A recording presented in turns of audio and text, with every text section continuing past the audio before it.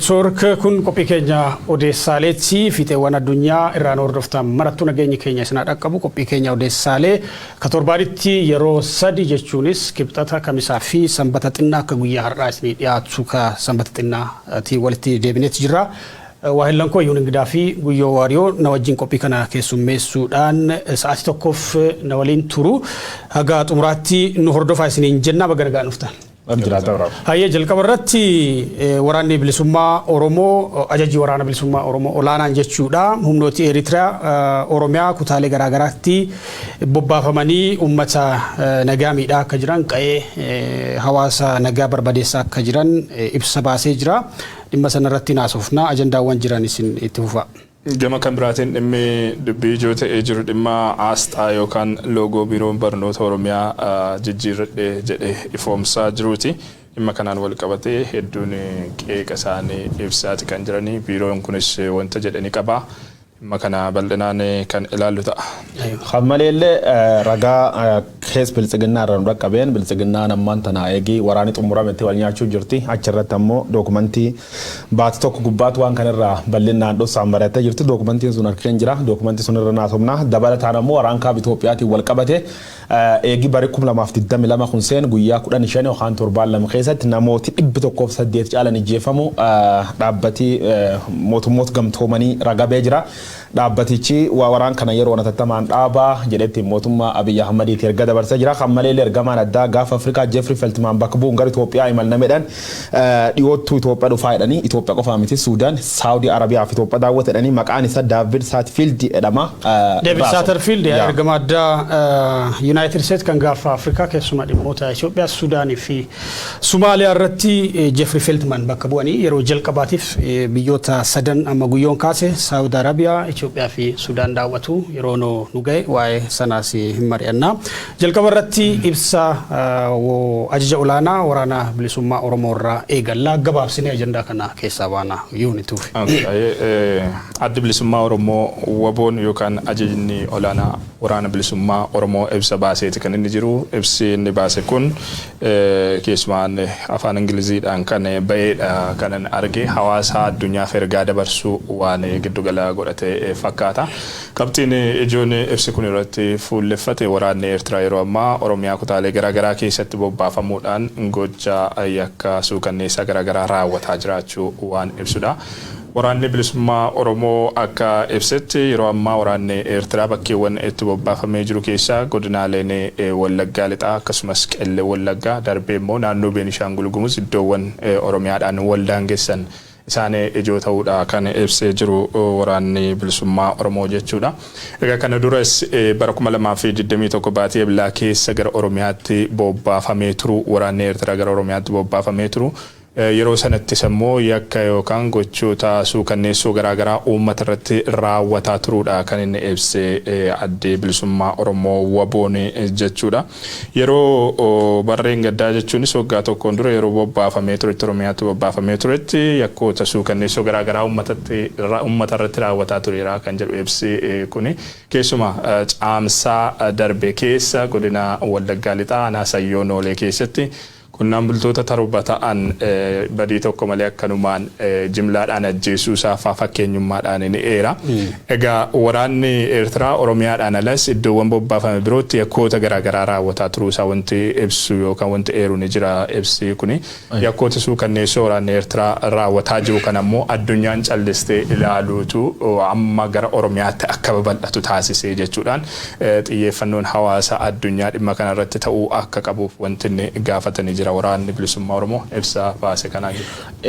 Akkuma nulleen ibsa kan qofa dontan torbaanota dabran kan keessa irraa gabaasa turre yoo gabaasa tokko hojjete jira lixa Oromiyaatti konkolaataan 69 ol waraani bobbaa jiraachuu dubbachaa ture aanaan filloo qofa irratti aanaa tokko irratti hammalee kibba Oromiyaa jiddu galeessa Oromiyaa keessa man uummata gubuu uummata qulqulluu jeesu eegi waraan kaaba irra xiqqoo boqonnaa argatanii garan deebanii Oromoo irraa waan xiyyeeffatan fakkaatanii sun pilaanii sirni biltsiginnaa dookumentoota nu dhaqqabde keessa karoorfate keessa waraan bilisummaa Oromoo waliin korinteenu mariin qabnu in balleessinaa dhaadannoo dhooti saalee dabirra balinaan dubbanne jirra amma gabaasa ibsa ajajaan olaanaan waraan bilisummaa Oromoo baasan keessatti waraanii biltsiginnaa waggootaa fi nu waliin lixa Oromiyaa naannoo Qeellam Wallagga Wallaggi lixafa akkasumas naannolee Beenishaangumuz jidduutti waladha turreen loltooteen mo'achuu hin dandeenye kanaafuu loltoota garee Shaabiyaa irra fidateen uummata keenya gooluu irratti argamaa jedhe jira waraanii kunini armaan durallee barkum lamaaf akkuma yoo jira kum lamaaf 21 keessa naannoo ibla keessallee qonnaan bultoota torba dabalatee namoota nagaa rashanu man uummata gubuu yakkoota hamaa Oromoo irratti hojjechaa qub qabdanii irdeebiin gaafasillee iyyanu gooneen mootummaan Abiy Ahmad Oromiyaa wagga 3 guutuu cufee addunyaan qub hin qabne haleela ture namijjeessa ture yakkoota hamaa hojjechaa ture nu iyyan gooneen na waraanii sun keessa deebee ture marsalamee soofam deebee uummata gooluu jira mootummaan Abiy Ahmad mootummaa fudhatamu uummata hin qabne waan taateef uummata irreen bulchuuf jilbifachiisuuf Oromiyaa gooluu jira addunyaan calliftaafan qabatte laaluun qabdu nu ammoo edha waraanii bilisummaa Oromoo ibsisa kan keessatti uummata Oromoo akkasumas sabaaf sablammoota Oromiyaa keessa jiraatan tissuuf waan dandeenyu guutuun goona waraana Abiy Ahmadiin qolannaa jedhe jira ibsi waraan bilisummaa Oromoo gabaabina kanum fakkaata. Gabaabsee waanuma kaan keessaa irra deebi'ee kaasuudhaaf tokko dirreen waraanaas dirreen siyaasaas gara giddugaleessa biyya Oromiyaatti deebi'uusaa inni darbe odeessaalee irratti sanada OPDO bilisummaa Oromiyaa giddugaleessa godhannee kaafnee turre keessumaa akka ibsa ajaja olaanaa waraana bilisummaa Oromoo kana irratti kooriidariin Oromiyaa fi Asoosaa wal quunnamsiisu humnoota Shaabiyaa kanneeniin reed godhamaa to'atamaa akka jiru kan dhagaa jiru kun immoo kan ta'eef waraanni bilisummaa lixa Oromiyaa keessumaa godinaalee Wallaggaa keessa socho'u humna mootummaatii ol waan ta'eef humna kana cabsuudhaaf waraanni Abiy Ahmad waan hin dandeenyeef humna Shaabiyaa akkuma humna loltootaa fi uummata Tigraay cabsuudhaaf itti fayyadame gara Oromiyaatti bobbaasuu odeeffannoon waraanni bilisummaa Oromoo karaa press release yookiin ibsa baase kanaan argannee jirra.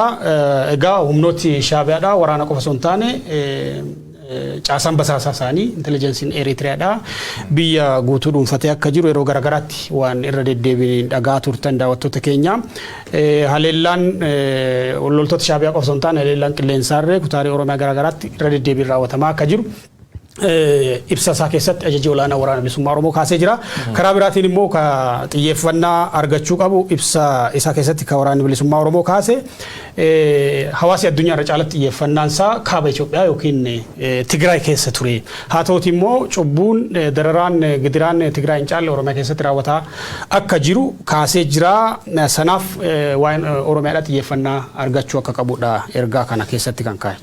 Yakkoonni waraanaan wal qabatanii loltoonni Eertiraa raawwatanii kanaan durallee ajandaa ijoo miidiyaalee addunyaa ta'eeti kan inni ture keessumaa lola Tigraayin wal qabatee iddoowwan kanneen akka Aksuumitti gochi duguuggaa sanyii isaan dhalattoota Tigraay irratti lammiilee nagaa irratti raawwataa turan humni kun ammam humna badii akka inni ta'edha kan inni argisiisu humni badii akka kana fakkaatu gocha dirqeen gudeedduu gocha saamichaa ajjeechaa jimlaa haga duguuggaa sanyiitti ga'u Tigraay keessatti raawwataa ture kun yeroo ammaa gara Oromiyaatti akka bobbaafamu taasifamuun hawaasa keenyaaf yaaddoo guddaadha.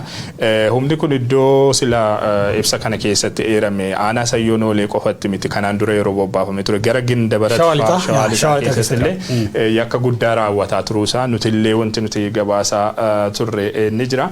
Egaa amma immoo bal'inaanidha humni kun guutummaan guutuutti jechuun bifa danda'amuun lola waraana bilisummaa Oromoo waliin gama sanaan taasifamu waraana Eertiraa fi humna addaa poolisii Oromiyaatiin akka hoogganamu ta'eeti jira jechuudhaan wanti inni eeru ni jira ibsi kuni. Warri federaalaa haleellaa xiyyaaraa fi dirooniidhaan raawwataniin warri kun ammoo lafoodhaan bobbaafamanii jiraachuudha kan inni eeru. Egaa gochoonni kana dura Tigraayitti dhagahaa turre kun ededaan gara Oromiyaatti deemaa jiraachuu isaanii waraanni guutummaan guutuutti dirree Oromiyaa keessatti akka ta'uuf yaadamee biltsiginnaan bifa kanaan hojjetaa jiraachuu. Yoo hatattamaan hawaasni addunyaa gidduu galee waan kanatti fala gochuudha baate yakkoonni suukanneessuun sun ituufiinsaan ammas Oromiyaa keessatti humna kanaan raawwatamuuf kan jiran ta'uudha. Kun gam tokkoon yaaddoo guddaadha. Hawaasa iddoowwan loltoonni kunniin itti bobbaafamanii jiranitti dararaa argaa jiruufillee Oromoon guutuu addunyaarra jiru sagalee ta'uun barbaachisaadha jedhee yaada. Yaa loltoota Eertiraa loltoota biyyi bakka bu'uu dandeettu disipiliiniin isin itti leenjitelleen aalisiin kee jiraatulleen loltoota ergam garee maafiyaa fudhatte chochootu. Maafiyummaa amma mootummaan Dr. Abiy Ahmed jalqabe waggaa afran biyyattiin goola turee fi ka'umsi isaa Isaayyaas Afwerqi jechuudha. Isaayyaas Afwerqi nam kiraateriyaa mootummaa guutuu danda'u miti. Nam duuriyyuma uummata hoosteeji gootee waggaa 27 waggaa 30 konstituushinii tokko malee filannoo tokko malee paarlama tokko malee waan feet gootee biyyi bulchitu waan taateef loltoota Eertiraa akka isaan criminals ta'anii akka isaan criminals maafiyaa ta'an addunyaan irra waliigaltee jechuudha. Gudeeddifaa namoota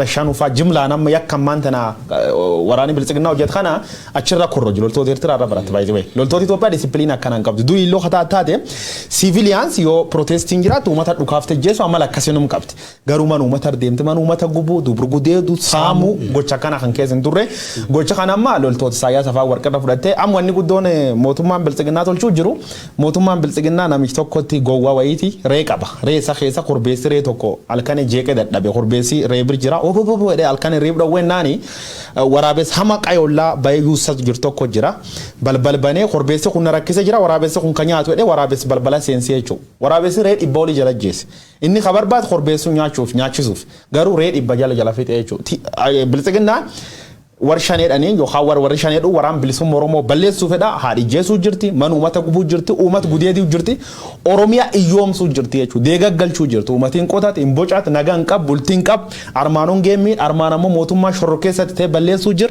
dhugaan uummati Oromoo kee jiru ibsi addi bilisummaa Oromoo kun yeroo waraana bilisummaa Oromoo kun yeroon kennu of course reality Oromiyaa ibsuu dandeenyee yuuyaan is a little wanni Oromiyaan kee jirtu dhugaa Oromoon kee jira addunyaa qaba kanaafuu yakki waraana guddaan hojjetamuu jira garee Isaayyaas Afwerqi bobbaas garee shiftaa uummata qulqulluu bobbaasanii ficcisiisuu jiranii Oromoon callisuu hin qabeenna toopik itti aanu dabar. Ajandaa keenya lammaffaatti dabarree jira daawwattoota keenya akka daawwataatti jirtan odeessaalee keenya kan sanbata xinnaati ajandaan keenya itti aanu waa'ee jijjiirama asxaa kan biiroo barnootaa Oromiyaa tibbana ajandaa miidiyaalee hawaasaa fi miidiyaalee jajjaboo kan biroollee ta'eedha tibbana asxaan biiroo barnootaa Oromiyaa kan duraan beeknu bifa haaraadhaan akkaataa eenyummaa seenaa fi duudhaa Oromoo ibsuu hin dandeenyeen asxaa biraatiin bakka bu'eera waan sun immoo atakaaroo kaasee jira biiroon barnootaa Oromiyaas karaa itti aanaa hogganaasaa miidiyaa BBC Afaan Oromootiif deebii kenneera waan sanarratti haa dubbannu. Akkuma ati kaaste dhimmi loogoo yookaan asxaa biiroo barnootaa Oromiyaa jijjiiramuu kun dhimma miidiyaalee hawaasaaf akkasumas mainstream miidiyaa irratti illee ajandaa ta'ee jirudha. Dhimma atakaaroo jabaa kaasaa jirudha. Egaa biiroon barnoota Oromiyaa maalidha kan inni jijjiire dhimma jedhu ilaalaa deemuun barbaachisaadha jedhee tayyaada waa'ee loogoo yookaan asxaa jijjiiramuu kana gaafa kaasnu inni guddaan biiroon barnoota Oromiyaa loogoo yookaan asxaa isaa irraa haqee mallattoo calaqqee eenyummaa Oromummaadha. Amma asirraa akkuma argaa jirrutti loogoon yookaan asxaan kun wantoota garaagaraadha kan inni of keessatti qabatee jiru. Gam tokkoon faajjiin sirna gadaa jira, gama kan biraatiin odaan jira, qubeen afaan Oromoo ni jira, abaa caadaa jedhee akkasumas guucni egeree Oromiyaa ibsuu mul'isu kitaaba bifa dirree magariisa Oromiyaa mul'isuun qophaa'e irra dhaabbatee haalli inni itti mul'isu ni jira. Walii galaan gaafa walitti qabdee ilaaltu loogoon yookaan asxaan biiroo barnoota Oromiyaa duraanii kun mallattoo calaqqee Oromummaa ta'an kanneen akka odaa, kanneen akka sirna gadaa, kanneen akka qubee afaan Oromoo kanaaf dhimmoota jajjaboo Oromoo biratti hiika guddaa qaban hedduu kan of keessatti hammatee fi eenyummaa Oromummaa fi Oromiyaa kan calaqqisiisu ture jechuun ni danda'ama. Haa ta'uti asxaan yeroo ammaa biiroon barnoota Oromiyaatti jijjiirachuudhaaf filatee jiru. Tokkoffaa halluu dhumtinni filatellee halluu falaasamaa Oromoo keessatti hiika baay'ee hin qabne hiiki isaa hagas mara ba'ee yookaan booldi ta'ee mul'atu miti. Cuquliisni maal akka inni bakka bu'u baay'een keenya hagas mara an akka nama dhuunfaatti baay'ee hin beeku yookaan dhimma hiika guddaa qabu ta'ee falaasama Oromoo keessatti yeroo inni ba'ee mul'atu hin argu. Darbee loogoo kana yookaan asxaa haaraa ba'e kanarra mallattoon calaqqee eenyummaa Oromoo yookaan sabichaa mul'isan tokkollee hin jirani. Barreeffamuma biiroo sana ibsu kan afaan Amaaraa fi afaan Oromoodhaan qophaa'e darbee halluu cuquliisa kan falaasama Oromoo keessatti agas mara hiikni isaa booldi ta'ee hin mul'anne kanarratti kan hundaa'e dhagaa. Maaliif mallattoolee eenyummaa Oromummaa kana ofirraa haquudhaaf murteessee waan jedhu adeemsumaan ilaali. Yaa wanni ta'uu jira is obvious wama waggaa sadeen dabre Oromoon wawwaata tur shakka turetti practically nu mul'ate. Kunini waan Oromoo bakka bu'uu danda'a laanuma jalqaba irratti Oromoo aamilee isaa cabsanii ayyooti isaa hidha galchanii namoota kaan ijjeessanii kaan biyya baasanii amma nam dubbachuu danda'a nama influence uumuu danda'a cufayyuu eegii under the control godhanii dhibba rangaaniin eegee aamilee uummata xiqqoo gad buusaniin duubatti gar projektii karoorfatanii seenanii jiran jechuudha. Projektiin waliigalaa projektiin Dr. Abiy Ahmed khasoob hin qabne hamaan hin qabne Itoophiyaa gudditti ijaaru. Itoophiyaa gudditti ijaaru keessatti ammoo Oromoo maal akka walumaan beekna jechuudha. Itoophiyaa gudditti jedhan. Gudditti warri jedhu yaa akkasuma inni yaamna. Itoophiyaa gudditti sun keessatti Oromoon diin Itoophiyaa gudditti jedhanii yaadan. Bakka Oromiyaa naannoon jedhamti jirtutti yookaan uummati Oromoo jedhan jirutti Itoophiyaa guddoo ijaaruu akka hin dandeenye namanii jechuudha. Kanaafuu waan uummata Oromoo ilaalata kan balleessu karoora jalqaba maal godhani waan uummata Oromoo ilaalata kan balleessuu fi practical itti dhufan. Oromoo waggaa afuriin dur gaaf qabsaa gaafi gurguddoo gaafachaa ture. Gaafi gurguddoo gaafachaa ture. Gaafi Oromoo sun am sadarkaa waan gaafachaa ture dhabuu callaa miti wanni si gaddisiisa. Wamti xiqqoo bar wayyaaneetu qabnuyyuu sadarkaa dhabuu gubbaa jirraa jechuudha. Sun keessa tokko qube. Am namoonni tokko amma mormiin akkana kaatee fuul feesbuukii gubbaa deemtu taph itti fakkaatiin jira. Maal logoon jijjiiramu baatte is not about logoon jijjiiramu dhabuu miti. Karoori waan kana what is the mission behind waan kan tolchuuf maaliif barbaachisee waan jette mee mallattum warra kanayyuu ka fudhannu mallattum ammaan tana Biraanuu Naggaa jijjiirkan ka fudhannu jalqaba irratti wanni sun maaliif jijjiiruu barbaachisu waan jedhe irra dubbachuu barbaadu. Wanni jijjiiruu barbaachisaniif waan dhibii miti. Aabaa caada jechuun qubee afaan Oromoo balleessuun karoora mootummaan Dr. Abiy Ahmed karoorfata harka qabu karaa Biraanuu Naggaatiin hojii oolchuuf. Lamaffaa naannoo Oromiyaa jedhama akka hin jiraan naannoo Itoophiyaa. Wanni Itoophiyaa akka waliigalaa maqaa Itoophiyaa malee maqaan Oromoo akka hin dhaan alaama abbaa gadaa balleessu. Amlaal dubbisuun odaa jira odaa kan ilaan arguun barbaadan. Harma alaaba Oromiyaa jira alaaba abbaa gadaa jira alaaba abbaa gadaa kan ilaan arguun barbaadan. Cuuf caalaa aabaa caada qubeen jettu suniin hiika dhibi qabdi. Qubee qofaa miti by the way. Dhalooti ammaan tan jiru dhalooti sadarkaa kanaan Oromiyaa ga'ee Abiy Ahmed faa garbummaa wayyaanee jala baasaa akkasiin uummata irra bookiftu godhe dhalooti qubee kanaa jechuudha. Qubee cabsuu fi istiraatiijii karoorfatanii ittiin deemuu jiranii jechuudha. Kanaafuu akka waliigalaatti justify godhuuf gad baanii wanni kun hiikkaan isaatu maali hoos hiika waan tokko hin qabu. Halluu cuquliisa kun maal hojjeteen opiniyoon tokko si deebisuu hin dandeettu. Amma ganam lafa fakkaatee tokko maal jetti samaay fakkaataa. Maani duumessa fakkaataa jedhan. Kanaafuu nu imalii keen gaafa Afrikaa ijaaru si dhukkubdi beektaa yeroo tokko wargan dufi ijaaruu dadhabee lamaan nama du'a oolanii gaafa Afrikaa rabbi waliin dorgomtan makti gooti wanni godhamuu jira guutuma guutuutti eenyummaa Oromoo dhugaa Oromoo gartee calaqqee waan Oromoo agarsiisa balleessu karoora suyyaa jalqabe Oromoon taa'ee ilaalmoo falmatee soolashinii fidaa walumaan ilaallaa jechuudha. Dhimma kanarratti hoogganaa ittaanaan biiroo barnootaa Oromiyaa Dr. Galaanaa Walda Mikaa'el yaada BBC afaan Oromootiif kennan daawwannee gara marii keenyaatti deebina. Loogoo qabna ture abdeet gochuu barbaanne abdeet goone kun immoo fedhii keenya malee namni irratti murteessu hin jiru. Dhaabbanni baay'een loogoo isaa guyyaa guyyaan jijjiira. Loogoo san keessatti wantoonni mul'atan tokko yeroo ammaa kana keessatti har'a ammaa kana keessatti promote gochuu waan hin barbaanne already established waan ta'anii jennee ka fudhannee jijjiiruuf deemne. Already post egagoone gara jaafuriitti publicin yaada irratti kennaa turanii isa sana fudhannee fooyyessaa dhufnee faayidaan isa ta'e kana ta'aa jennee qilleensarra oolchine. Tureera kun bar qilleensarra gara ji'a jahaan tura. Kanaaf amma inaugurationiin isaa gaggeeffamne. Officially gaggeeffamu immoo kun akkanumatti biiroon barnoota Oromiyaa fuudhee kan itti fayyadamu otoo hin taane uummataa fi stakeholderoota yookiin immoo dhimmamtoota hundaaf tokkosaa achirra kan jira waa lama waa sadii isaan jechuun maal jechuudha isa jedhu. Kan kanaan dura maaliif jijjiirame isa jedhu sana ibsiin kennamaa fi inni publicize ta'a. San booda logoon kun kanaaf jijjiirame isa jedhu sana uummata Oromoo isin hordofuuf too ibsitanii gaariidha. Loogoo duraanis mumatu baase. Waggaa 3 dura bahe. Loogoon sun yeroo sanatti waan yeroo sana jiru mul'isa. Amma immoo loogoon sun reyaalitii amma jiru mul'isu. Kanaaf amma haalarra jiru irratti hundaa'ee loogoon nuti amma akka loogoo biiroo barnoota Oromiyaatti bakka nu bu'a jennu kana ta'uu hin qabu kana ta'a jennee murteessine. Kanuma bakka murtii. Yaada kana caalaa fooyya'aa ta'e qabatee kan dhufuu jiraate akka man jennu kanatti kana ta'ee qofa oduu otoo hin taane kun otoo kana ta'e ka jedhu yaadni fooyya'aan smaarti ka ta'e yoo ka dhiyaatu ta'e biiroon barnoota Oromiyaa sammuu banaadha. Yaa Dr. Galaanaan akkas jedhan deebii BBCf kennanii waa lama kaasan tokkoffaa asxaan yookiin loogoon biiroo barnoota Oromiyaa armaan dura ture haala qabatamaa amma keessa jiru ka Oromoo fi Oromiyaan keessa jiru jechuu isaaniiti hin agarsiisu kan jedhudha. Lammeessoo immoo nutu isiniif beeka yaadedhu wayii yaada ego qabu wayiiti ka BBC gubbaatti kaasanii. Asxaan duraanii hanqina mataa isaa qabaachuu danda'a. Maaliif asxaan simple, memorable, timeless ta'uu qaba. Sana wajjin hanqina mataa isaa qabaachuu qaba. Garuu eenyummaa Oromoo, duudhaa Oromoo waan Oromoo ibsuu danda'an, waan Oromiyaa ibsuu danda'an qabaachuu irratti asxaa comprehensive ture, asxaa guutuu ture jechuu hin dandeessa. Fakkeenyaaf odaa, qubee, faajjii sirna gadaa jechuun the Oromoo colors kan jedhan diimaa, adii, gurraacha kan jedhan kuni tarreen isaanii yookiin tartiibi isaanii akka alaabaa mootummaa naannoo Oromiyaa amma itti fayyadamu haa ta'u malee these are Oromoo colors waan Oromoo ibsan. Wanni amma Dr. Galaanaan deebisini reyaalitiin amma Oromoon keessa jiruu fi ka qubee afaan Oromoo fi odaa Oromootiin akkasumas immoo faajjii sirna gadaa Oromootiin hin ibsamne Oromoon haaraan dhalate kamidha? Oromiyaan haaraan Dr. Galaanaan faan ibsuu danda'an kami ka jedhu?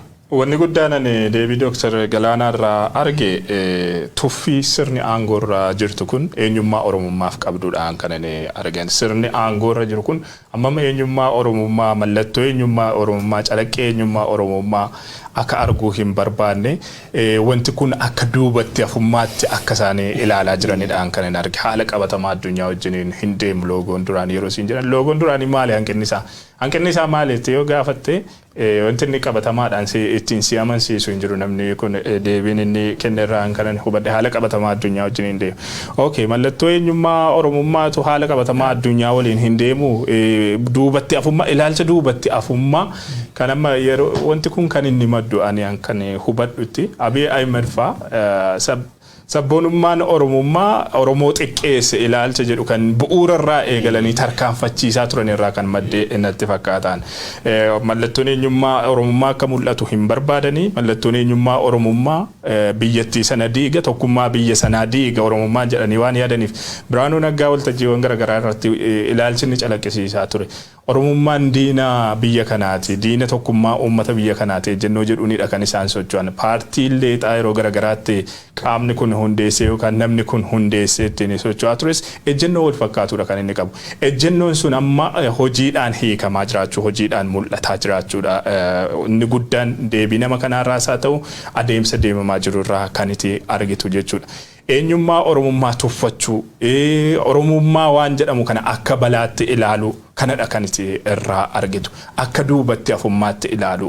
Eenyummaa sabni tokko eenyummaa isaatiin boonuun akka duubatti afummaatti ilaalamaa jechuudha biltsiginnaa biratti. Haala qabatamaa amma jiru waliin hin deemu kan isaan jedhan sirrii natti fakkaata. Haalli qabatamaan amma jiru maalidha? Ilaalcha biltsiginnaadha biyya sana kan dhuunfatee jiru. Ilaalcha biltsiginnaa faana hin deemu jechuudha. Adeemsa biltsiginnaan hordofu, adeemsa eenyummaa sabootaa lanqaxanii yookaan cafaqanii bulchuu sana faana waan hin deemneef murtoo kanarra ga'ee jira jechuudha biiroon barnootaa. Dr. Galaanaan waan kana dhaabbileen biiroon barnootaa Oromiyaa ministeera barnootarraa fudhatee jedhanii ilaalchi deeman dogoggoraa ka jedhu kaasanii jiran BBC gubbaatti.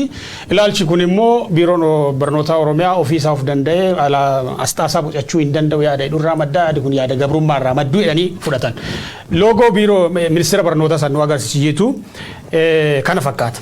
Loogoowwan kunneen kitaaba irraa kan hafee fi maal jedhani bakki ka irra qubate madab adii suni giriinii biluu irra qubate kun immoo adii irra qubate kanarraa kan hafe garaagarummaa qubee sunillee aduma irra qubate garaagarummaa inni qabu maali kan jedhu walumaa galatti loogoo kana bu'uurri isaa ministeera barnootaa ta'uusaa asumatti akkitti bocamerra understand gochuu hin dandeessa akka yuuneen kaas ministeerri barnootaa amma ministeera barnootaa hoogganaa jiran Dr. Biraanuu Naggaa kana qabsootti seene Itoophiyaa Oromoo fi Oromiyaa irraa baraaruufanii jedhan dhiyoo kana immoo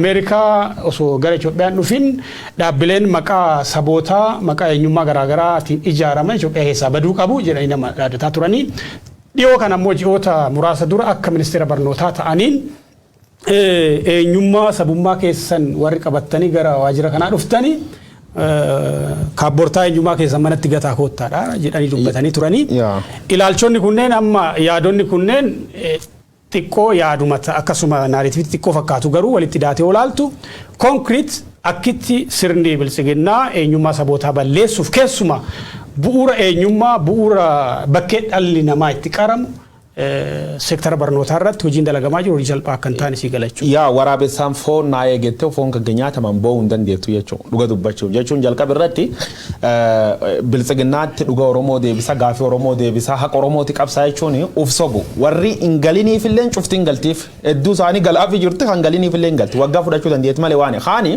Biraanuu Naggaa gaafumni shoomame qubee nagatti dhaamannu. Qubee yookaan sirni barnoota Itoophiyaa keessa jiru gaafa sumna gatti dhaamannee jechuudha. Biraanuu Naggaa jechuun akkuma ammaan tana hiriyootatti ibsan ideoloojii isaa waliin beennaa jechuudha. Karoorri guddaan inni qabsoo seenee finxaaleeyyummaan Oromoo Itoophiyaaf rakkoo guddoo kanammoo manii dhaakee taa'e dargaggoota Oromoo agisiin Oromummaa fi jaalatti argee sodaan natti uumamte boson seenee jedha. Boson seenuun isaa maal godhee boson seenee gammoojjii keessa zoora ture bar wayyaanee takka isa gadbee mul'ate nagarre qeerroon Oromoo abiyyan goofiddennaan abiyyi warri inni rikuruut godhate keessa ideoloojii maal jedha wal fakkaataa wal barbaadaa jedha.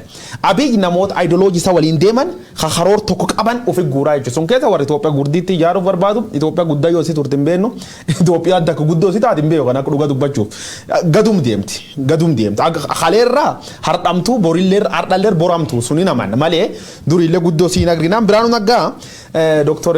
Galaanaa Walda Mikaa'el kan kun is a PhD guddoo najaa'ibe waan inni jedhu maal jedhee tuffii sadarkaa sun uummata Oromoo tuffatee wanni jechuun isaa maal si hubachiifte duri yoo xiqqoo taataniif agartan namoonni tokko namooti amalii isaanii gadgaloo jettuuni akkuma khatama seenaniini afaan dhiisan afaan Amaariffaa haasa'uu jalqaban ijoollee akkasii seenanii qunnamte beekti yoo ati nagaa abbuu ati ton kan indeminaalee siin jette danaanee siin jette gadgaloo amal gadgaloo keessa opiniyoon amal gadgaloo akkasii qabdi amal sun keessa tokko sittim tokkoffaa tuffii uummata qablifatta agarsiisa maal jedhee dubbachaa ture namooti sammuun isaanii dhiphoo edha gad baatee uummata arrabsuu caala sammuun dhiphinni jira or waraqat yuunivarsiitii Itoophiyaa irra guurra sunti yoo guddoo taate PhD is a 3 letter hiika umuutuun qabdu jechuudha harreedduu PhD guurrate yoo uummata kabajin qabaatiin salphinni sun caala yookaan dhiphummaan sun caala hin jirtu kaan lammeessooni waan feen tolchuuf waan feen jechuuf alaabaa kan akka feen jijjiiruuf eenyullee eeyyam hin gaafannuu jedhe kunini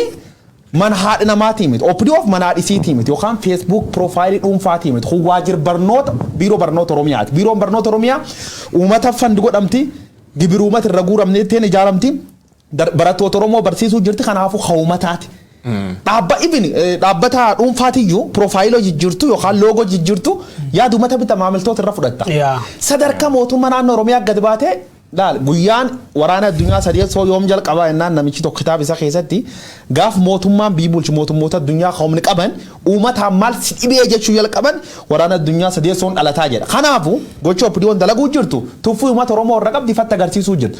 OPDOon Oromoo ma tuffattee gaafachuu hin danda'u siifixa. OPDOon Oromoo ma tuffattee gaafachuu hin danda'u because OPDOon Oromoo bakka hin buute jechuudha.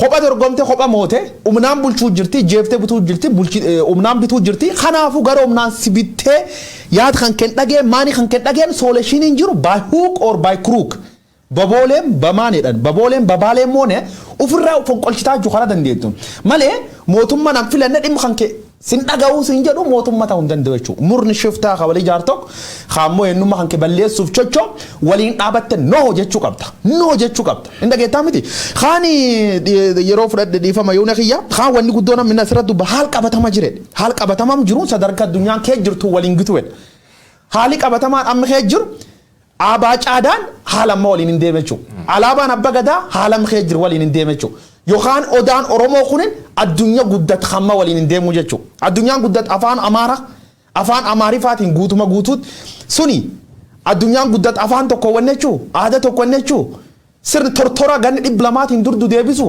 Yoo sun taatu opiniyoon hojiin si practical hojjechuu jirtu kan jechuudha. Bu'uurri yaada kanaa maalii waan jedhu viidiyoo Abiy Ahmed kanaan dura ittiin waa'ee barnoota biyya sanaa dubbateerraa waa muraasa dhageenye yoo sanarratti dubbanne gaarii natti fakkaata. በኦሮሚያ ክልል የአማርኛ ትምህርት የተጀመረ ቋንቋ ብቻውን ይፈሳል። ኦሮሚያ ክልል ከአምስተኛ ክፍል ያለውን ወደ አንደኛ ክፍል አድርጎ ማስተማር ፍጥነት ካልወሰነ በስተቀር እዚህም እዚያም የተለያየ ቋንቋ እየተናገር የተለያየ ባህል እየገነባን የተለያየ ማንነት እየገነባን የሆነ ጊዜ ላይ አንድ መሆን አስቸጋሪ ነው።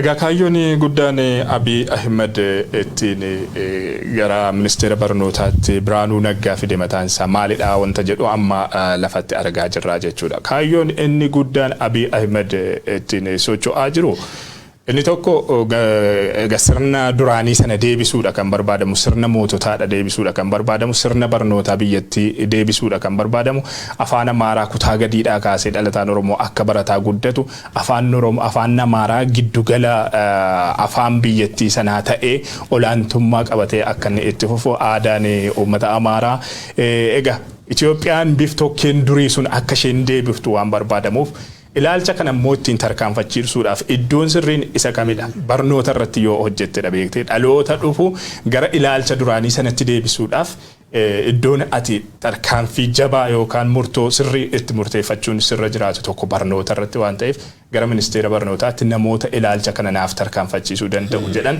Dr. Biraanuu Naggaa fidee hoogganaa ministeera barnootaa biyyattii godheeti kan inni muude.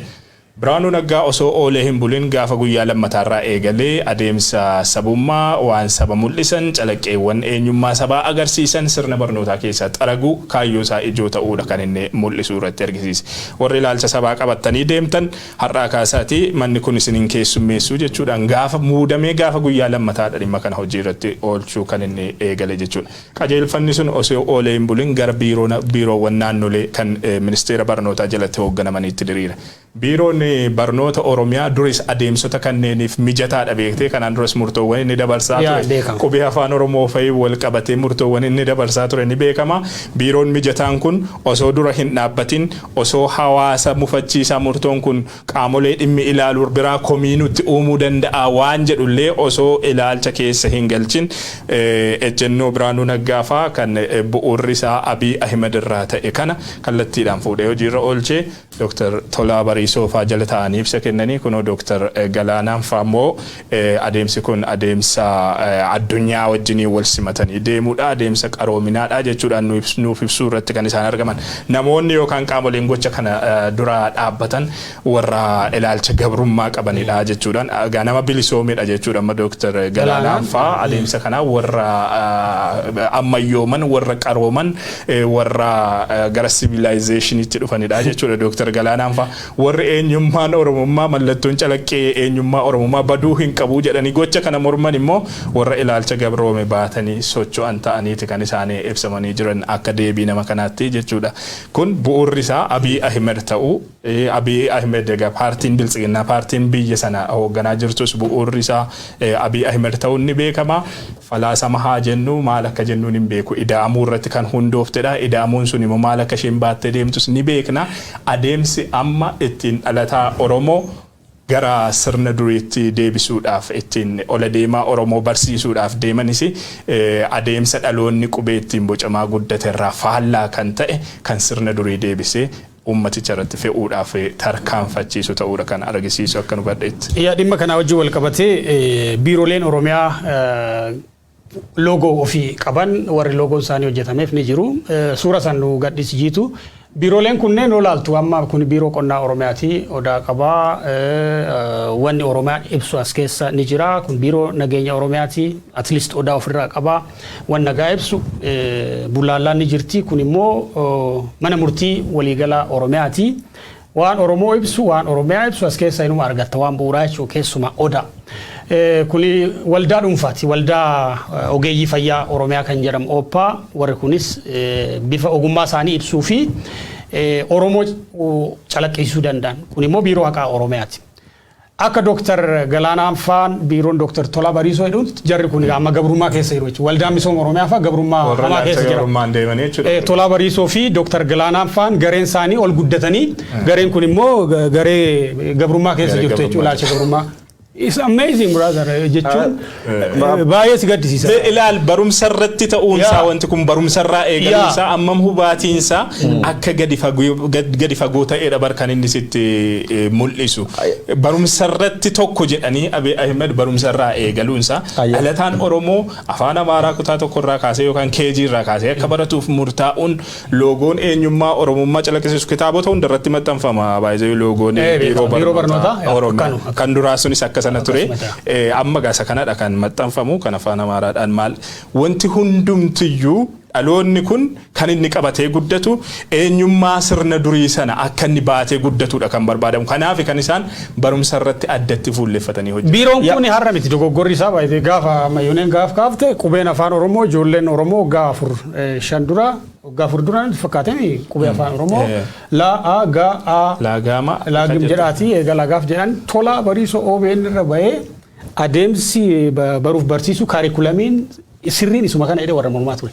Galaanaan illee hogganooti qondaalonni biiroo barnoota Oromiyaa amma jiran warra fuuldura dhaabbatanii ijoolleen Oromoo qubee walakkaa'uu kan qabdu laaga jettee jalqabu achirraa jalqabuu qabdi jedhanii warra mormaa turan. Warri sun eenyu Abrahaam warrummaan suniyyuu warri amma qaroof kun Tolaa Bariisoo Dr. Galaana Walda Mikaal Hulleen bitta warri kuniin oppiduum nu qalee beene taate. Taar ammoo hooti biltsiginaa keeyyat yoo biltsiginaan burganaan maqaa dhibii Tigree taatellee warri Tigree jechuudha. Oromoo warra akkasii bakka bu'uu hin danda'u. Warri kuniin gara ofii waan dabarte Oromoo bakka bu'uu hin danda'u. Tanjal sararree itti mukaam dhugaa dubbachuu dansaa beekta. Tanjal sararree amma Tolaa Bariisoo faanii amma Dr. Galaanaan gaafinni BBC keessatti argi keessa konfidensii waan nuuf hin jechuuf nu akka biiroo Oromiyaatti mataa keenya dhaabbannee logo jijjiirachuu hin dandeenyu akkam biiroon Biraanuu Naggaa yookaan olirra dhuftu nuun jedhaniidhaan. Daareektii Biraanuu Naggaa si bilbilee isaa jaaji. Opdiyoon onnetam qabaatee nam dur dhaabatti. Opdiyoon onnetam qabaatee nam dur dhaabatti. Bitta wal beenna. Opdiyoon ganni 27 dhufayu bitta biisuun bulchaa turtanii san beenna. Maal jedhan mammaa Oromoo tokko jecha maan jedhu maaniin bakkaafa jooftii jedhan. Maqaan dhaa'uun dabra bakkaafa jooftii. Opdiyoon bakkumisiitti akkas tanaafa jooftii jechuudha. Borillee tanumaaf taale tanu hin jijjiiramtu. Waan hin jijjiiramamnu maan godhan. Warri hin jijjiiram irra neegan. Itti qabsaanii ofirraa rimuuf tolchan. Kanuma wanni jalsaranii dubbachuu qaban. Amma wanni kun balaan kunini sadarkaa inni gubbaa dhaqqabuuf deemu yaayyuu agarree jechuudha. Ayidiyooloojiin Abiy Ahmed fudhatee biyyatti ittiin ijaaruuf ka'ee waggaa 3 yookaan waggaa 4 keessa riizaaltii yaayyuu argina jechuudha. Piraaktikaalii sadarkaa isiin biyyatti irraan ga'e. Biraanuu Naggaa bitta dhufee guyyuminni aangoo qabate torbaanota lammeessoo keessa yuunivarsiitiin Finfinnee habeektota gas geetqar hadhaloota gas gaqar sadarkaa sun kufee warra paartii siyaasaa deeggaree digirii fudhachuuf dhaadate bitta. Digirii fudhachuuf yuunivarsiitiin Gondar honorable doctorate degree namni tamanirra deebisee fudhate bitta. Seena billafa keessa ta'een been dalaguu jiraachuu. Biraanuu Naggaa waan kanarra maaliif akkas ka'ee sadarkaa kana dhufaa yoo ta'e Biraanuu Naggaa adantii tufiitiin ceeruu danda'a. Biraanuu Naggaa ta'e innoo tetteeni abboositti mata haakuufi beekuu dhabuu danda'a. Rakkoon Itoophiyaa warra kana beekte hedduun isaanii jechuun ati ka'e innoo tettuuni nam tokko gaaf tokko dhiifamnaa godhi Ruubikoo Oromoo naan jedhe. Nami wayi gaaf jijjiirame dhufsuni gaafa xiqqoon Oromoo waan dhaadhessaniif inni ko ruub gonnee Oromoo naan jedhe. Wanni kaan naa liqinfamu didde namichi nam guddaa ruub gonnee Oromoo maal jechuun kan keetii jedhan guru kan kemoo iltante moo harka kan kemoo luktante Oromoo de gaafadhe. Warri identity crisis akkana kee jirutti identity crisis warra suni nufaale eenyummaa Oromoo kanatti naafe Oromoo balleessuuf hojjechuu jiraachuu. Warra akkasiiti ammoo noo jechuu qabna. Dhiibnee noo jechuu qabna. Ta'uu baannaani wanni tokkummaa Oromoo saati amma aga kana wanni nu jirruu fi wanni walti nu qubeen ammoo tabaan hin dhumne. Qubee tabaan hin dhufini duriyyee mandareen abbaa ofii maqaa beekta haakuuf hin been balleessuuf wirwiixatu uummata Oromoo afaan tokko noo jechuu qabna. Dhimma gaafatamummaa hojii wal qabatu kaasuu barbaadete baay'ee dubbiin seektara barnootaa dubbiin sirna barnootaa naannolee akkanumallee dhimmoota kana wajjin wal qabatan waan naannoo ilaallatan waan heera naannoo akkasumas caffee mootummaa naannoo Oromiyaa ilaallatan itti waamni biiroo kanaallee caffee mootummaa naannoo Oromiyaati. Sana gaditti immoo qaamni hojii biiroo kanaa monitor godhu koree dhaabbii dhimmoota hawaasummaa caffee Oromiyaa warra jedhaman. Warri kun quba qabu yamma stakeholderii jimaa tokko keessa warra kan. Warri kun waan kana quba qabu. Irra deddeebiin immoo yeroo baay'ee biiroo kana qofa osoo hin taane akkuma waliigalaatti caasaa mootummaa naannoo Oromiyaa keessatti wanni murtaa'u baay'eensaa nama dhuunfaa yookiin garee wayii yookiin boordii yookiin sam entity group garee wayii murteessee uummatatti gad dabarsa. Fakkeenyaaf amma Finfinnee keessatti na darbe yuunifoormii barattootaa yeroo filan laaltatu online digitally yuunifoormiin barattootaa ka barattoota yuunivarsiitii barattoota Finfinnee kan elementary ka high school kana ta'uu qabaa jedhanii akkaataa amantaa accommodate godhuun akkaataa kalarii namni barbaaduun hundumaa identify godhanii baasanii uummanni sagalee itti kenneetti dabarsa. Yeroo tokko immoo na yaadadha waanumti xiqqoo sii kaasuufan waan uummanni sagalee irratti kennaa ture Finfinnee keessatti. Baaburri Finfinnee light railway ka Finfinnee kun gaaf dhufu kalarii isaa irratti uummati yaada kennee jira. OBN nan yaadadha waliin achi turre OBN gaaf rebranding OBN dhaabbata raadiyoo fi televezyiinii Oromiyaa irraa OBN Oromiyaa Broadcasting Network Dr. Biraanuu Olaanaa umurii isaa kennu ogummaa isaatiin isaa tursiisu gaafa dhaabbata sana rebrand goonu sagaleen kennamee ture online illee achi keessa hojjetaa yaada kennee ture. Bu'uurri isaa uummata miti jechuudha. Biiroon kuni against the public interest. Eenyu PLC Toraa Bariisooti immoo kan Galaana Walde Mikaa'eliiti. Qabeenya dhuunfaa isaaniiti waan kun. Asirratti maal beekta amma osoo caffeen hin beekin osoo maaloon hin beekin wanni jennu kuni agas mara waan jijjiirama fiduu natti hin fakkaatu hangam tokko. Garuu uummati beekuu qaba. Uummanni beekuu qaba. Silaa koreen dhimma kana hordofu beekuu qaba. Sagaleen itti kennamee fedhiin hawaasaa fedhiin qaamolee dhimmi ilaalameeti silaa wanti kun kan murtaa'uu qabu. Haa ta'uti caffeen beekuu dhiisuun biyya sana keessatti jijjiirama akka inni hin finne kan inni mul'isu. Caffeen sun eenyudhaan kan inni guutamee jiru guutummaan guutuutti biltsiginnaadhaan kan inni to'atamee jiru biltsiginnaan maalidha kan inni jedhu kaleessa murtoo kanarra dhaabbate waan isin galchu tokko hin qabu abboonta barbaadne murteessuu dandeenya ibsa jedhudha kan inni baase jijjiirraa loogoo biiroo barnoota Oromiyaa kanaa wal qabate bu'uurri yaada kanaa Abiy Ahimad fi Biraanuu Naggaa ta'uu isaa wanti sitti mul'isu isa kanadha paartii biltsiginnaa kallattiidhaan kan hoogganu eenyudha kan ijaare kan tottolfatee gadi diriirfate isaanidha ergama paartiin biltsiginnaa qopheessee itti kennedha kan inni hojiitti hiikaa jiru Tolaa Bariisoo yookaan Galaanaa Walde Mikaa'el jettu kun warri biiroo barnoota Oromiyaa ergama sanadha kan isaan kaasanii itti kennan biiroo barnoota Oromiyaa irratti immoo addatti maaliif fuulleffatan biiroon kun iddoo dhaloonni itti bocamu waan ta'eef iddoo hojii dhaloota irratti hojjetamuuf iddoo murteessaa ideoloojii biyya sana irratti fe'uudhaaf barbaadan karaan ittiin dhaloota irratti fe'uu danda'an karaan ittiin uummata irratti fe'uu danda'an yoo biiroo barnoota Oromiyaa irratti hojjetanidha kanadha kan ta'aa jiru caffeen aangoo hin qabu uummanni aangoo hin qabu qaamoleen dhimmi ilaallatan aangoo hin qabani guutummaan guutuutti yaada Abiy Ahimad fi yaada Biraanuu Naggaa fa'idha kana keessa kan calaqqisiisaa jiru kallattii waajjira biltsiginnaa keessa lo'ee dhaqee achi keessa seenuu isaa immoo kunoo waajjirri biltsiginnaa ba'ee biiroo barnoota Oromiyaa difendi gochuudhaaf yaaluunsaa waan isin galchuu hin qabu hin boo'inaa ilaalcha gabroomaa baattanii jirtu ilaalcha rukutamaadhaan deemtu kan jedhanii ibsa baasuun isaanii mataansaa karoorichi olii ta'uu guyya siin kenna gabaabseedhuma odaa Oromoo keessuma odaa Oromoo wajjin wal qabatee dhaabbileen Oromiyaa ka dhuunfaas kan mootummaas dhaabbileen uummataas baay'een isaanii odaa mallattoo waloo Oromoo ta'e kana akka loogootti fayyadaman irra caalaan isaanii odaan kun akkamitti akka dhufte baay'een isaanii hin beeka gameessi Waldaa Macaa fi Tuulamaa Hayilamaariyaam Gammadaa fa'aadha jalqaba irratti odaan mallattoo waloo Oromoo akka ta'etti kan murteessanii yeroo sanii kaasee Oromoon kutaa hundumattuu odaa kan akka mallattoo walootti itti fayyadamaa dhufe jechuudha. Haile Sillaaseen warra kana Hayilamaariyaam Gammadaa fi bu'uureessitoota Macaa fi Tuulamaa warra sana Ibaabin Magdal ka anaatu nu jedhanii gaafsan. Jawaar waan kana irra dubbatee ture waltajjii sabbataa irratti gaggeeffame irratti. Bakka san jirra jechuudha. Bakka Haile Sillaaseen faan mallattoo Oromoo fi Oromiyaa fakkaatan waan Oromoo ibsu balleessuuf Ibaabin Magdal ka anaatu nu jedhanii itti jalqaban san jirra jechuudha. Piroojeektii akka waliigalaatti ilaalchi garbummaa kan dhiisa kanuun jedhani ilaalchi callatoon ta'in garbummaa kee jira. Garbummaan kan caaltiin jirtu. Oromoon akbar biltsiginnaa bar bulchiis Dr. Abiy Ahimad garboom seenaa keessa garboom hin beeku. Bar wayyaaneen garboom nun sadarkaa sun afaan guutadheetu badda bar wayyaaneen biyyi bulchuut Oromoon sadarkaa miti garboomtetti garboom. Kanaafuu garbummaa kee waan jirruufi ilaalchi garbummaa qabda yoo nun jedha yes ilaalchi garbummaa hin qabne. Garbummaa yoo piraaktikaali kee waan jiruuf. Kanu garboom sammu'een garbummaa kanaan sadarkaa garbummaa kam gubbaa jirruun kanu dhaqqab warra ufii ceeru warra oda Oromoo ceeree oda Oromoo ceere ajaja Biraanuu Naggaa faan itti kennituun alaabaa Oromoo jijjiiruu jechuudha. Ha oda jijjiir ha qubee jijjiir Garte sadarkaa kanatti Oromoo kuffisuuf dhamma jiru jechuudha. Akka waliigalaatti mana ijaarsi bade yayyabi bade adoo akka feet gubbaa irratti hojjette lee kan qabu jechuudha maal jedhan waalii kedhani mayyoo ijaare. Eegi jalqabi sun bade gatiin qabu jechuudha. Bilisiginna jalqaba bade ijaarsa bade akkasiin itti ijaaramtee bade jechuudha. Kanaafuu akka waliigalaatti ammoo alkanuma guyyaa gaddeemti. Alkanuma guyyaa wareesta kun bultee kaatuun kaduri caalammaatti. Opdiyoon tumta gaafa waan dhibidiis logo partii OPDO ragar PP gaf jijjiirat yaadu mata gurracha turte bitta qubin qabdani naannoo Amaara keessatti alaaba jijjiirani yaadu mata irra wal falmisiisanii bitta tolcha turte amma Oromiyaa sadarkaa kana geette dhufte tannaani uummata maal isan dhibee jedhaniin waan si ceersa quf caala namni kun qondaal mootummaa waan ta'eef maqaa dhoomna is rude for Oromo yeroo du goch intaan Oromo irratti dubbachaa jira ragaaf seenaa leelaf kaa'u qabna qondaal mootummaa to seeri jiraatele seeraan himatamuu qaba haylu addunyaa irdeddeebe Oromo arrabsa jira qondaal mootummaa communication Oromiyaa alaafiin isaa jechuudha maal jedhe dubbata haylu addunyaa alaaba logo wanni ni jijjiira referendum ni jijjiiran jedhe barreessa referendum ni jijjiira omuun fiddanii jechuudha sadarkaa kanatti dubbi himaa mootummaa Oromoo tuffat kan caala maal justification warra OPDO dibbaadhaanta warra OPDO ramadhaan nyaatan gaazexeessoti Oromoo miidiyaa maqaa Oromoo qab keessa hojjetan yoo sabii kan kee rafam bitta afaanatiin ittiin dubbattarra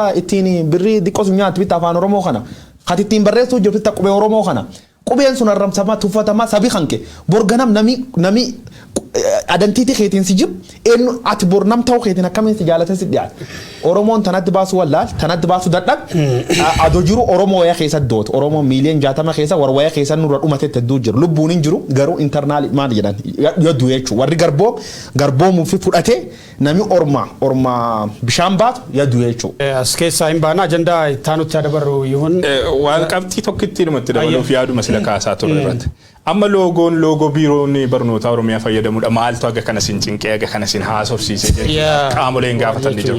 Oromiyaa keessa barataa meeqatu jira barataa miiliyoona meeqatu jira Oromiyaa keessa kitaaba tokkoon miiliyoonotaan maxxanfamanii tokkoon harka barataa ga'an irratti logoon biiroo barnoota Oromiyaa ni maxxanfama. Logoon biiroo barnoota Oromiyaa waggoota darbaniif hojiirra oolaa turte kitaaba sanarra taa'uun dhalataan Oromoo daa'imni lafaa dhufu waa'ee faajjii Oromoo laalaa akka inni guddatu waa'ee odaa Oromoo laalaa akka inni guddatu waa'ee eenyummaa Oromummaa loogoo kanarraa mul'atu ilaalaa akka inni guddatu waa'ee aabaa caadaa yaadaa akka inni guddatudha kan isheen taasiftu kanatu dhabamsiifamaa jira jechuudha kitaaba tokkoon dhalataan Oromoo ittiin barnoota isaa geggeessurra sababa kanaaf miidhaan isaa salphaa gootanii ilaaluun barbaachisaadha jedhee yaadu xiyyeeffannoo gahaa argachuu qaba. Ideoloojii duraan dhalataan Oromootiin bocamaa ture kana cabsuun kan danda'amu yoo loogoo kanarraa kaasanii jijjiiran waan ta'eefidha kan isaan tarkaanfii kana fudhatanii jiran waan ta'eef hawaasni dura dhaabbachuu danda'u turre jiraata jedhee yaada akkuma waan salphaa waan biiroon tokko mataarraa fayyadamtu qofaatti godhanii ilaaluun hin barbaachisu tokkoon harka barataa Oromoo arga dhaloota Oromoo waan dhugaa in long term the projectiin kunarraa loogoo yookiin asxaa biiroo tokko jijjiiruu ta'uu danda'a borgaru qubee afaan Oromoo fa ittiin barachuu dandeessanii waan eenyummaa Oromoo fi Oromiyaa fakkaatu mana barnootaa keessatti shaakaluu exercise gochuu hin dandeessanii ka jedhamu sadarkaa uffata aadaa Oromoo ibsu dhaabbilee barnootaa keessatti manneen barnootaa keessatti jaarmiyaa uummatii miiliyoona lakka Oromiyaan waggaa dhiyoos gara barataa miiliyoona 8 way amma miiliyoona 10 galuun beeku lakkoofsa daataa yeroo dhiyoon qabu nama akkanaa keessummeessiti manneen barnootaa ishee keessatti dhalooti kun guutumatti waan eenyummaa Oromoo irraa ta'e bilisa ta'e akka guddatu gara fuulduraatti tolaa bariisoo fa'aa waan piroojeektii akkasiitiin fa'aa gadi ba'uu danda'u because waanuma biiroo keessatti kuuk ta'ee gadi ba'uu argaa jira daily ergitan waan xiqqoodhaa jechuu irratti kan argaman keessoo biiroo barnoota Oromiyaati odeeffannoon nu qaqqabaa jiru akka jirutti kaarikulamiin barnoota Oromiyaa mataansaa jijjiiramaa jiraachuudha kan isaan argisiise kan isaan nutti muurratti argaman yeroo darbe roodmaappii barnootaa jedhamee wanti deemaa ture jira dhimmi barnootaa kun dhimma salphaatti ilaalamee yookaan bira darbamu kaarikulamii barnoota Oromiyaa jijjiiruu irratti kan isaan argaman jiru kun loogoo qofa irratti hin dhaabbanne loogoonis kan biiroo tokko qofa irratti dhaabbatu tokkoon dhalataa Oromoo bira waan ga'uudha salphaatti ilaalamuu hin qabu yeroon keessa baana wanni gaafiin guddoon Oromoon gaafatee rooddu gaafa afaaniiti bitta gaafa afaanii kan Oromoo amma gaafata afaan Oromoo akka Finfinnee keessan nu dubbatanii miti ta'u mata Oromoo bakka deemu cufata afaan ofin dubbata afaan hojii federaala kan uu ta'u jechuun opportunity jireenyaatii fi Oromoon fakkeenya barataan Oromoo tokkoof barataan naannoo Amaaraatti dhufu tokko Magaal Finfinnee keessatti afaan hojii federaalaa turan yeroo dheeraaf. Akkasuma miti amma akkasuma miti yuunivarsiitota instituushinii yuunivarsiitota gurguddoo keessatti amma afaan hojii ittiin fatanan dhaabbilee federaalaa keessatti afaan Amaaraati. Ijoolleen Oromoo dhalootisiitii miti afaan Amaaraa kan danda'an carraa achirra madamuu hin qabanii jechuudha. Next tam yoo borganama afaan Oromooti nam jalqaba irra kaasanii amma maal jedhanii eebii maal jedhani. No, lagamu afaan Amaaraa ahu wanu tamaartisan anam kutaa tokko jalqabu jechu kutaa tokko achi dhaqee kutaa tokko jalqabaa jechu maqaayyuu nu jijjiiruu danda'a caaltu bal'atuun taan ammaan tan dhufuu jirti jechu yoo kan callimne laallee waaqa beeka. Itti fufnaa marii keenya yeroo biraas dhimmoota kanaa fi kannaan wal qabatan irratti mari'achuun keenya itti fufa gara sa'aatiin keenya deemaa jira ajandaa itti aanu dhimma atakaaroo bilchiginnaa Oromiyaa fi bilchiginnaa Amaaraa wajjin wal qabatee keessumaa post war waraana booda ilaalchisee sanadii bilchiginnaa federaalaa irraa bahee akka agarsiisutti naannolee baay'ee keessatti rakkoon nageenyaa rakkoon siyaasaa atakaaroonii fi yakki guguddaan naannolee biyyattii magaalota lamaan city states Finfinnee fi Dirreedawaa dabalatee sanada kana keessatti kaa'ee jira. Naannoo Amaaraa qofarratti xiyyeeffannaadhaaf sa'aatiin qabnu deemee jira waan ta'eef naannoo kana keessatti በዘላቂ ድል ወደ ብልጽግና ከጀዱ መተዱሬ ቆጳይ ረቲ የደረ ጦር መዛነፎችና እርምቶች ወራና ቦዳ ፖስት ዋር ከጀዱ አካዋን ወራና ጥሙራኒት ዶክመንቲን ኩኒ ካን ካሱ ገሩ ወራን ጅራቹ ጀነራል ባጫን አራ ሚዲያ ጀርመኒ ተቆረቲ ዱበተኒ ጅራኒ ገሩ ማልቱ ዴማ ጅራ ናኖ አማራ ከሰቲ ከንጀ ዶክመንቲ ከነ ከሰቲ ወኔ አኒካስ ቶክ ወራና ቦዳ ሂደኖን ናኖ አማራ ከሰቲ ወለቻ ከጅሩ yakki fi saragummaan yookiin lawlessness naannoo Amaaraa keessa babal'atee akka jiru naannoon Amaaraa sadarkaa biyya diiguutti akka jiru keessumaa qaamoleen hidhatan faannoo milishaa shiftooti naannoo sana keessatti hidhatanii jiran sadarkaa biyya diiguutti akka gahaa jiran mootummaan federaalaa yaaddoo qabu ibsee jira goototi injifannoo booda ammoo naannoo san keessatti dhaadachaa jiru kan jedhu dokumentii kana keessatti ka'ee jira waliigalaan waan karaa siyaasaa poolitikaan naannoo Amaaraa erga waraanni Tigraay keessumaa Tigraay naannoo Amaaraa Affaar keessaa ba'anii neecharii yookiin amala sadii akka qabu dokumentii kana keessatti kaasee jira. Tokkoffaa injifannoo wal saamuu lammaffaa immoo anatu qooda qabaa wanni baay'ee naaf mala ka jedhu gareen dhalachuu akkanumallee caasaan naannoo Amaaraa humnooti naannoo Amaaraa keessa socho'an mootummaa federaalaa mootummaa Abiyyi Ahmedii nu galtee jirtaa ganamnee jirra ka jedhu iyya akkasii ageessisaa akka jiran dokumentii kana keessatti kaa'ee jira. Kun immoo wal dhabdee guddaa bilchiginnaa naannoo Amaaraa fi Oromiyaa gidduutti dhalaa akka jiru dhagaati jira. Haalonni dokumentii kana keessatti ta'an waraana booda ta'uuf malu nu mudachuuf malu jedhanii akka yaaddootti kaasaa jiranii guutummaan guutuutti jechuun bifa danda'amuun ammallee naannoo Amaaraa keessatti waan mul'ataa jirudha. Waan ganaasichi ta'u miti beektee wanti dokumentiin kun of keessatti qabatee jiru. Guutummaan guutuutti humni hidhate ammam naannoo sana hunkuraa akka jiru naannoo sana irra darbee immoo sabaaf sablammoota naannoo sanaa wali qabatanii jiran hammam akka inni hunkuraa jiru kana duras waan argaa turredha ammas waan argaa jirrudha. Dokumentiin kun akka yaaddoo guddaatti kan inni kaasee jiru naannoo Amaaraadhaan wal qabatee naannoon Amaaraa to'annoo keenyaan ala ba'uu danda'a. Ammas to'annoo isaanii jala jira jedhee hin yaadan. Bakka naannoo goboza laqaanii yookaan vijilaantee tuni vijilaantee giruupiin wanna barbaade gochaa oolu keessatti naannoon kun to'annoo mootummaa jala jira jechuudhaaf wanni si dandeessisu hin jiru. Egaa dhimmi kun mootummaa naannoo Amaaraa fi mootummaa federaalaa gidduutti akkasumas bilchiginnaa Oromiyaa fi bilchiginnaa Amaaraa gidduutti illee garaagarummaan inni uumee jiru bal'aa ta'uudha dokumentii kanarraa kan hubatamu. Qabxiin ijoon jara kana garaagarummaatti oofee jiru maalidha wanni jedhu isa qabxiilee lamaan tokko ilaaluu fi inni guddaan inni bu'uurri waraana dhaabuu fi waraana itti fufuu irratti kan hundaa'edha garaagarummaan bilchiginnaa Amaaraa fi Oromiyaa gidduutti deemaa jiru. Bilchiginnaan Amaaraa kaayyoo lola kanatti bobba'eef qabaa. Taargeetiin isaanii guddaan lixa Tigraay yookaan kibba Tigraayin guutummaan guutuutti harka isaa jalatti deeffatee olaantummaadhaan naannoo Tigraayin cabsee olaantummaa isaa guutummaa biyyattii irratti mirkaneeffatee sanaan biyyattii bulchuudha jalqabumaa kan isaan gara lola kanaatti galaniif. Inni tokkoffaan lafa deeffachuu inni lammaffaan sirna federaalizimii biyyattii balaa uummata Amaaraa ta'eera jedhanii yaadan sana caccabsuu heera biyyattii jijjiiruu kanadha adeemsi isaanii. egaa gama Oromiyaatiin immoo yoo dhuftee ilaaltu bilisiginnaan Oromiyaa waraana kana itti fuudhaaf waan yaadan hin fakkaatanii achuma daangaa Tigraay irratti dhaabuudha karoora isaanii akkuma yeroo darbee kaasne haasaa ture hammam hojiidhaan haleellaan xiyyaaraa maaloo ammas itti fufee jiraatu sunis tarsiimoo keessa jira sunis tarsiimoo mataa isaa danda'edha egaa qabxiin inni guddaan garaagarummaa jara kana gidduutti uumee jiru waraana tufuuf waraana dhaabuudha inni lammaffaan injifannoo wal saamu injifannoo hin jirre egaa foon lafa jiru cululleen samiirraa wal dhabdisa jedhan sana fakkaata injifanneerra jedhanii yaadu waraana kana qaamoleen lamaan iyyuu ammam warri Amaaraa xumurreerra jedhanii kan yaadan ta'uudha baatus injifanneerra sababa keenyaan injifannee jedhu warri Amaaraa faannooti injifatee milishaati injifatee humna addaa Amaaraati injifatee sababa kanaanidha kan warra Itoophiyummaadhaaf warra hojjetantu injifatee jedhaniiti kan isaan yaadanii warri sun immoo olaantummaadhaan iyyuu waraana kana hoogganee kan geggeessaa tureef kan galamaan ga'enudha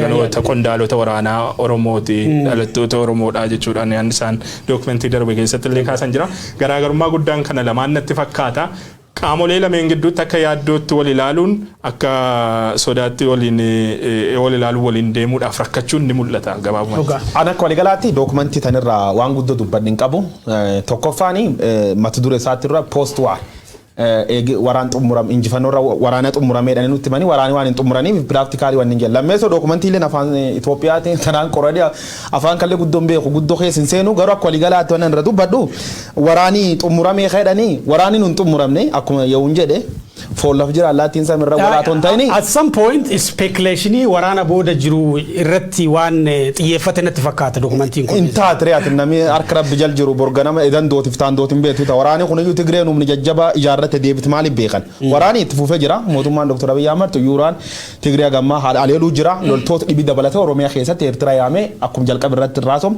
Oromoo hadhuu jira jechuu kanaafu waraani akka waligalaatti hin xumuramne jechuu waraani hin xumuramin dookumentiin sun unrealistic jechuun waan dhugarra fagaat if beetta sila jedhan nu biratti ifin obboleetti dharaati if gaaf ijoollee xiqqoo jirtu if have feather ado hol qabaadhe akkas barrisa if have minaamin hin jedhani beetta ifin obboleetti dharaati guddoo akka ragaatti hin qabaten lammeessoo loolas nasiin baay'achuu isaanii suni naman akka seer dhablummaan baay'atuu fi garee faanoodhaan tana eenti dhachiis eenti bobbaas eenti onne kenneef eenti TV fa gubbaa baangaaf gajaraan akkasiin baatee dhaadatti godhe eenti sadarkaa kanaan dhaqqabsiis faanoon bartii TPLF faanoo waan jedhan dhageettanii beektanii bar TPLF hajoolleen Oromoo karaa gubbaatti sniper matarra facaasaa turan ees turte gareen tun barkan dhalatte kanaafu warri goobs warri nyaachis warri qallab opdio namni kijibdi jechuun baakdoorii kijibuun barreessa olti dookumentiin warra suleen dookumentii kijibaa jedhee waan fudhadhuuf haganuma gabaabsine gartoobbi giddaa dudaba.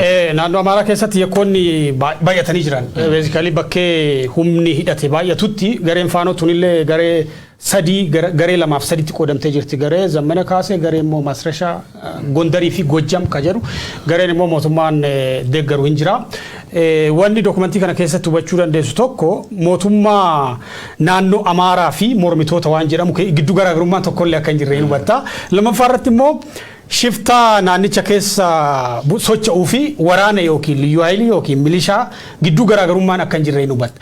Kana hordofee humnooti mootummaa naannoo Amaaraa keessa socho'an gareen vijilaantee tun gareen shiftaa gareen milishaa gareen liyyuu haayilii tuni waraana Itoophiyaadhaa keessumaa waraana sadarkaa Afrikaatti maqaa gurguddaa qabu hin salphifte koloneelota Oromoo baay'ee rashante baay'ee Walloo keessatti kaaba Walloo keessatti godina Waaqimraa keessatti asii immoo gara godina Addaa Kamisee keessatti kombolcha maga dafeef kombolcha keessatti waraanni Oromoo jeneraalonni Oromoon baay'ee salphatanii jiran gareen tun immoo amalli kan biraa saamicharra turte meeshaa qabattee bakkee hundumatti ummati Walloo amma gareen tun guutumatti garee shiftaa garee lawless ka seer-dhabdummaa bal'iftuu akka ta'e hubatee mootummaatti iyyatee jirate enna darbe keessa hordofaa ture akka waraanni Walloo keessaa bayan immoo keessumaa humnoota Tigraay Walloo keessaa bayan sadarkaa mootummaatti dhufanii warri lola kana keessatti hirmaatan warri lola keessatti hin hirmaanne jedhamanii warrumti mootummaadha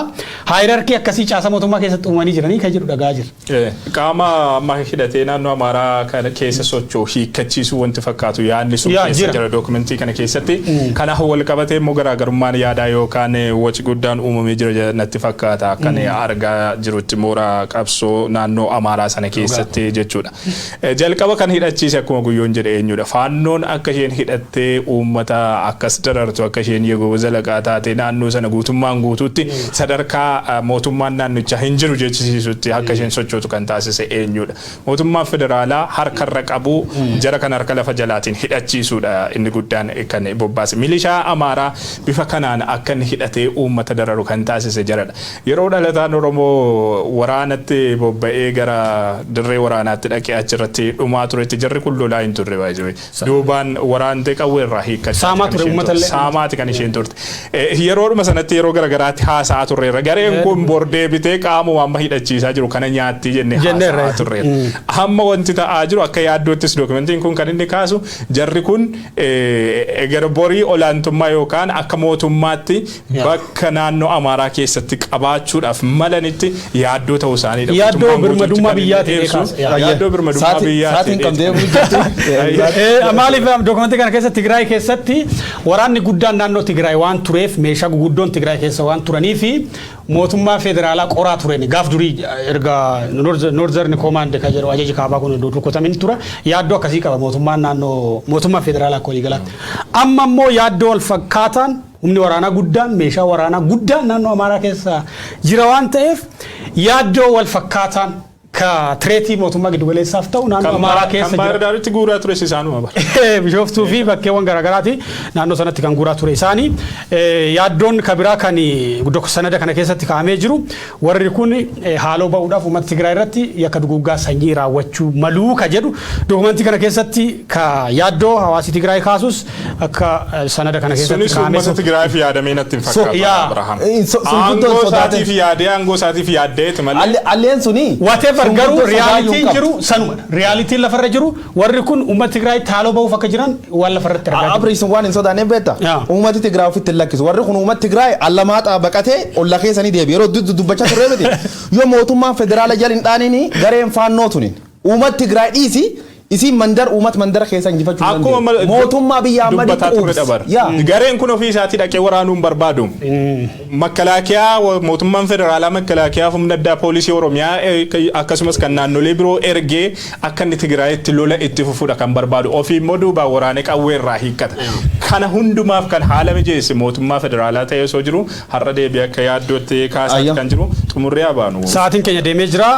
United Nation Human Rights Commission yookiin Komishinii mirga namoomaa dhaabbata mootummoota gamtoomanii amajjii bara 2022 bara haaraa farajootaatii kaasee Tigraay keessatti haleellawwan xiyyaaraa raawwatamanii gara namoota 108 ta'an lubbuu dhabuu isaanii akkanumallee namoota 75 madaa'uu isaanii akka yaaddoo guddaatti kaasee jira. Carraa si qofa kenna gabaasa kana rikaap godhitii gara ajandaa itti aanutti dabara guyyu. Yaa dhaabbati mootummoota gamtoomanii kunniin garee mirga namoomaatti dhiyoo tana press release kenne dubbiimtuun dhaabbatichaa jettutti bara 2022 bara 2022 eegi seenar guyyaan 15 torbaan lama keessatti dhalattoota Tigraay namni 108 eegi waraanii dhaabatee namu gargargalees namni 108 haleellaa qilleensirraatiin dhumu namooti 75 ijjeeffamuu dubbate kan keessa bakkeetti namni guddaan itti dhumate kaampii Deddebiit jedhamtu. Deddebiit jechuun bakka Mallas Zeenaawii faan itti tireeningii waraana jalqabsiisa riphee lolaan achitti kaate Deddebiititti namooti 56 ijjeeffamanii sun keessa namooti gar 30 madaanii Hamadaan hospitaala qaban keessa illee namni gara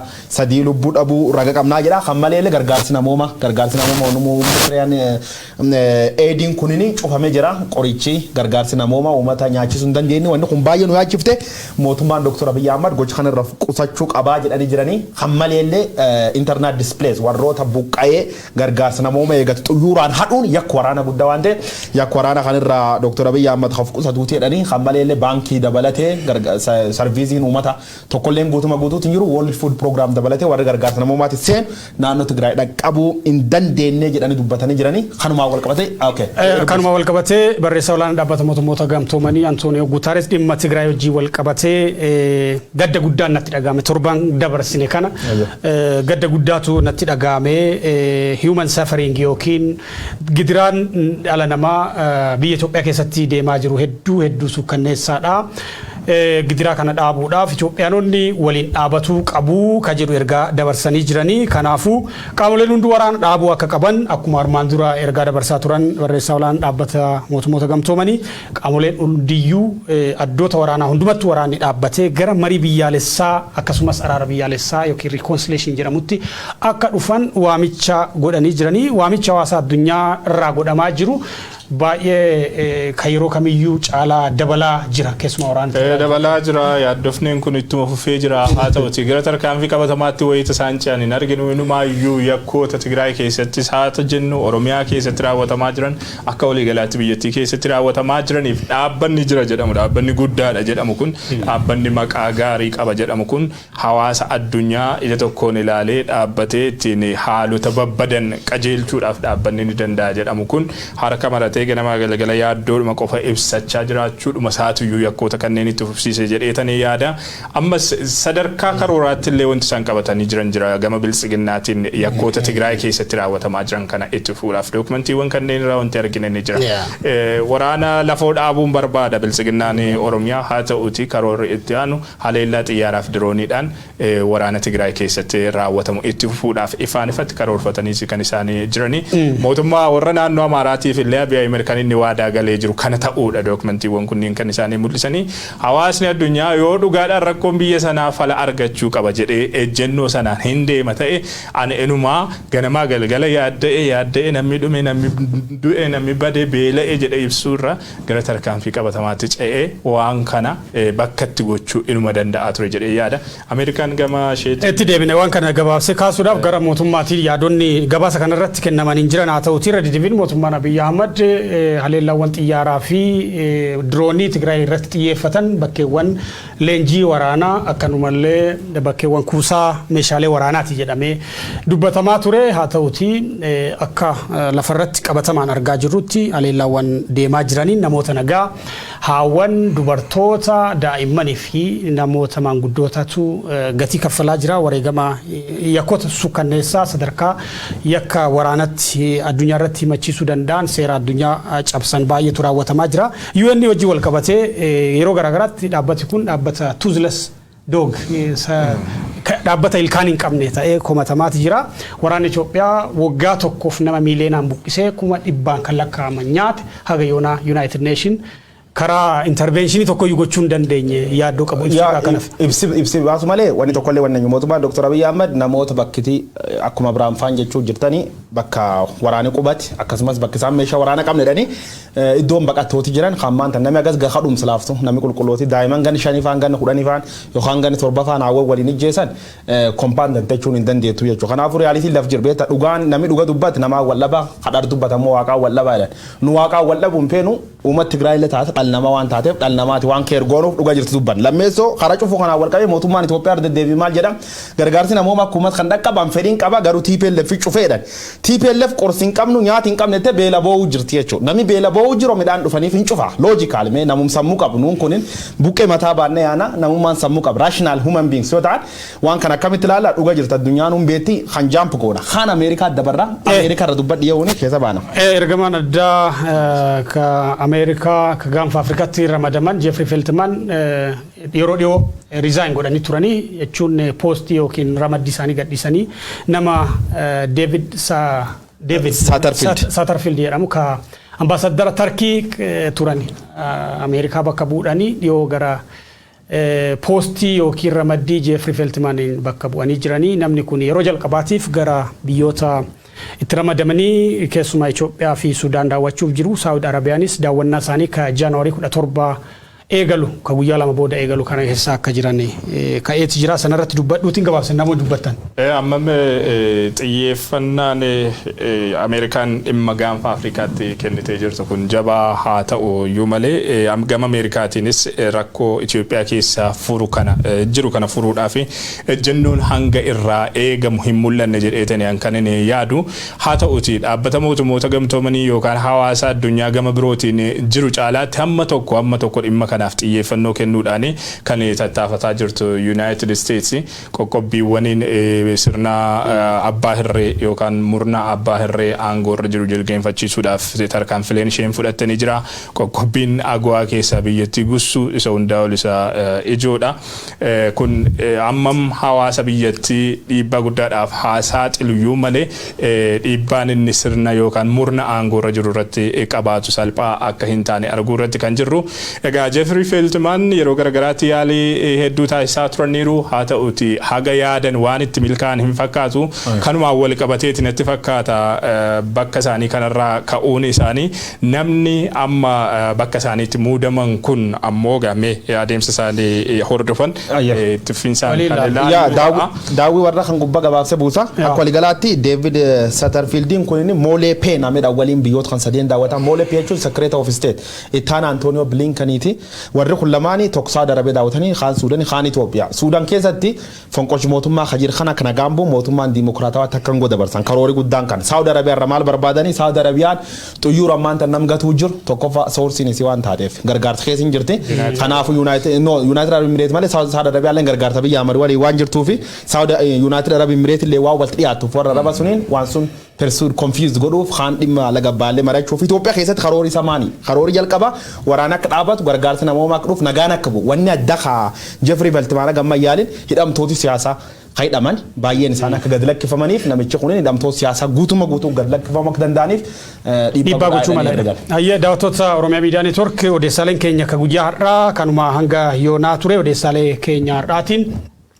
Ajiji olaanaa waraana bilisummaa Oromoo waa'ee bobbii waraana Shaabiyaa ka gara Oromiyaa lixaa ilaalchisee ibsa baasee irratti taasifnee jirra. Jijjiiramuu asxaa biiroo barnootaa Oromiyaa wajjin wal qabatee atakaaroo jiranii fi deebii biirichi miidiyaadhaaf kenne irratti mari'annee jirra.